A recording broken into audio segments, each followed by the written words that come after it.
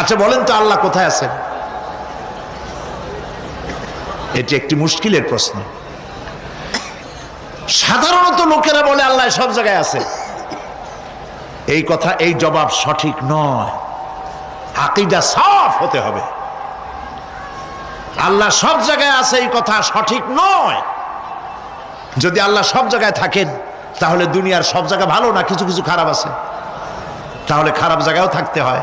নাউযুবিল্লাহ বলেন। আল্লাহ কোথায় আছে এই প্রশ্ন আল্লাহরই করি।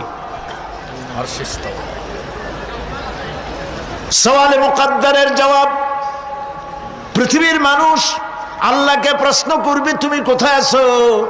রব্বুল আলামিন প্রশ্ন করার আগে জবাব দিয়ে দিয়েছেন, আর রাহমানু আলাল আরশি ইস্তাওয়া। আল্লাহ পাক আরশে আজিমে আছেন। কোথায় আছেন বলে? এক আঙ্গুল আকাশের দিকে উঁচু করে বলেন আল্লাহ কোথায় আছেন? আরশে আজিমে আছেন। সুবহানাল্লাহ।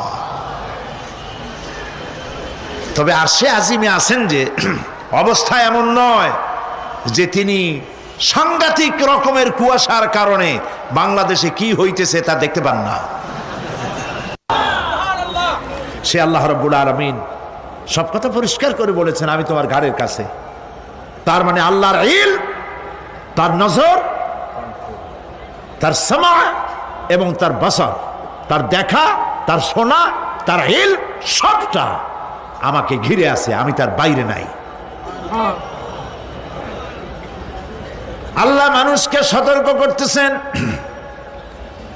মা ইয়ালফিযু মিন কাওলিন ইল্লা লাদাইহি রাকীবুন আতীদ।